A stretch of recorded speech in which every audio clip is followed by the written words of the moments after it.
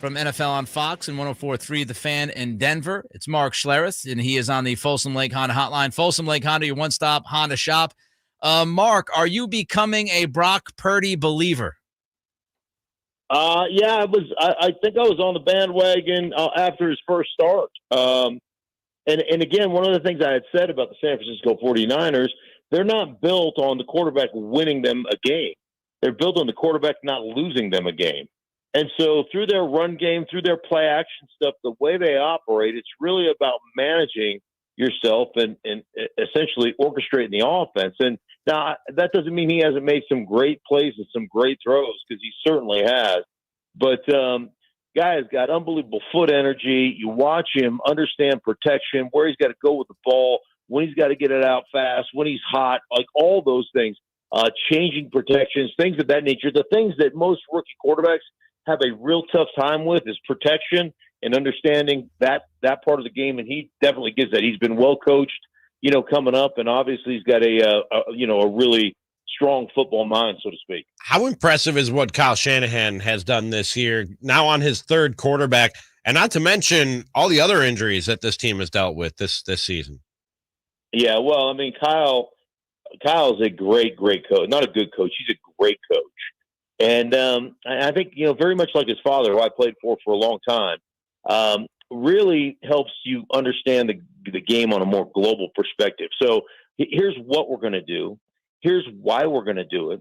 Here's what's going to happen. Here's how they're going to react.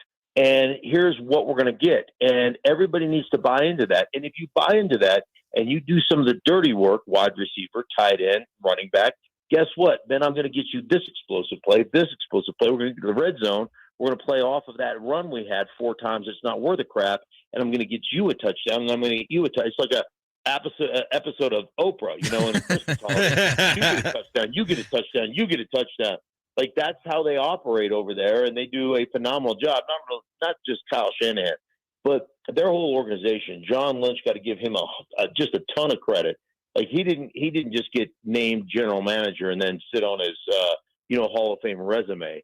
He's gone to work, and they have assembled not a good football team, but a great football team, especially on the defensive side of the ball. So yeah, you got to give them a lot of credit. I think they're one of the best teams, obviously, in the National Football League. And like you mentioned, to do it with your third string quarterback and to do it, with the injuries that you've had, it's pretty impressive. Mark Schlereth is with us here on Cattles and Ramie, Sactown Sports. Mark, obviously everybody talking about the Raiders-Patriots ending. It was insane. I wanted to ask you, what was the craziest finish that you were ever a part of on the field? I had a couple, like Rod Smith's first touchdown catch was, Rod Smith is a Ring of Famer for the Broncos. First time he got into a game, it was his second year. No, maybe it was his first year, whatever it was. His first catch was about a 40-yard touchdown pass on the last play of the game to beat my former team, Washington, at the time, at Mile High.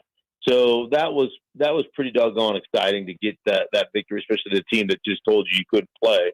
And a few months later, you're beating them on the last play of the game. Not anything in particular. We played a game in Detroit when I was with Washington.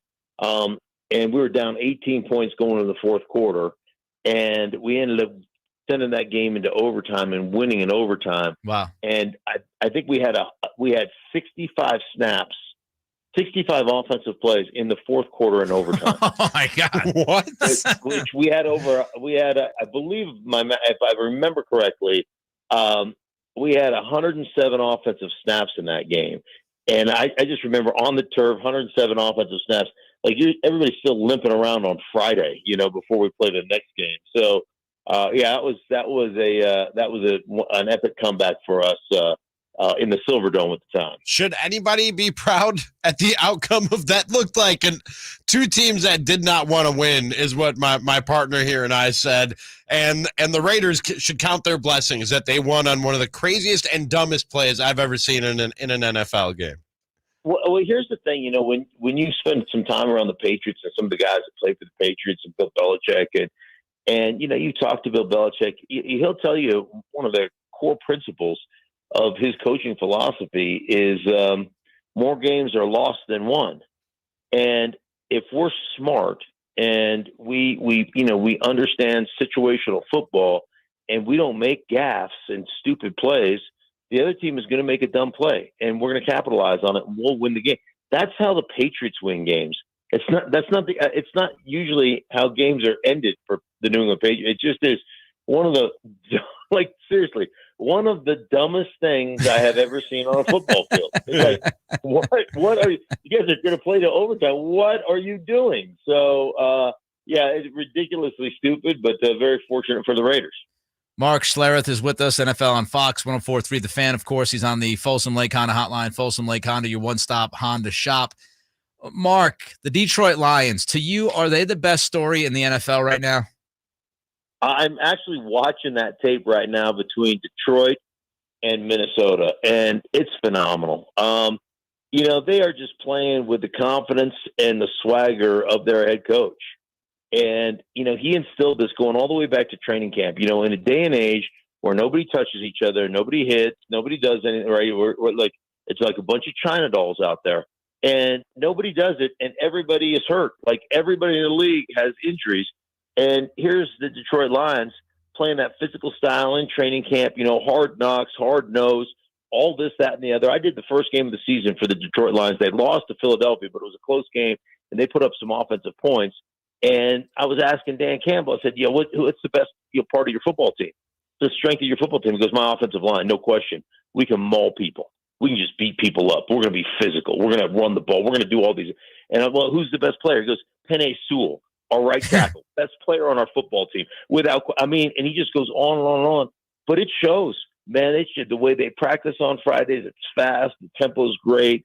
And they're the one team that actually practiced football, and they're the one team that I feel like has stayed healthier than most everybody else that I've watched and have been able to keep the majority of their players on the football field. And they're beating people up and making unbelievable plays. And Jared Goff comes off the scrap heap where Los Angeles, didn't want him anymore and didn't feel like they could win with him. And he's having a phenomenal season. They're a really good, like, feel-good football story, man. They have great energy on tape. And when you're watching tape, you can see teams that are enjoying playing football, and the teams that are kind of going through the motion, man, they're enjoying hitting people and going through and playing the game, not just going through the motions. Some reports out of Detroit that they're committed to Jared Goff and are going to stick with him as their quarterback beyond this season. Is that the route you would go? Have you seen enough from him to stick with him at the most important position? Yeah, he's playing the quarterback play for the most part in this league is not great. And, if you don't have one of those hybrid, kids coming out of college that are athletes that transition to quarterback, and there's work to do. And we've seen Jalen Hurts make incredible leaps, right? But there's still work to do, even with Justin Fields, who's not a great thrower of the football. He's got an arm, and he can throw the football, but has not been a super proficient passer, layered routes and all the progression stuff that you have to be able to operate in. And that's going to take time, right? That's a learning curve. But Jared's one of those drop back dudes. And with their offense coordinator, Ben Johnson, man, he's not playing good football. He's playing great football right now.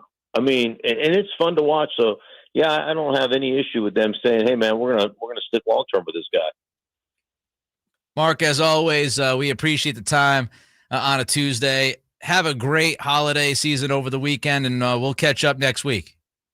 Yeah, Merry Christmas, guys. Take care. Merry Christmas, Mark. There goes Mark Schlereth, NFL on Fox 104.3 The Fan in Denver. He was, of course, on the Folsom Lake Honda hotline. Folsom Lake Honda,